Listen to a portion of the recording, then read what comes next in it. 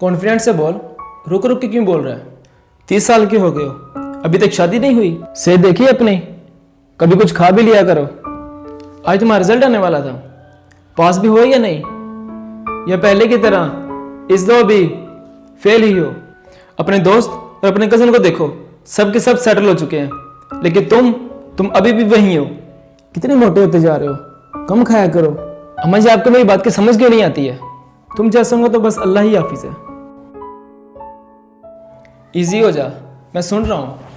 तो एक बार और ट्राई कर। जिंदगी का मकसद सिर्फ शादी नहीं है। You are doing amazing. आज तुम्हारे एग्जाम का रिजल्ट था, कामयाब हो गए हो।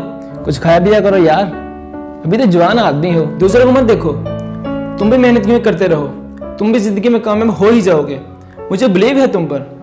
काफी अच्छी हाइट है तुम्हारी, जरा फिटनेस मेंटेन करो, जिम करा जाया करो। अम्मी जी आप मेरी बात समझने की कोशिश तो करें।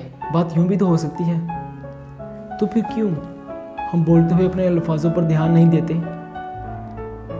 हम सब अपनी जिंदगी में जंग लड़ रहे हैं, तो क्यों ना इस जिंदगी में हम एक दूसरे की जंग में एक दूसरे का साथ दें, एक दूसरे की जिंदगी में उनकी मदद करें और अच्छे अल्फाज अदा करें।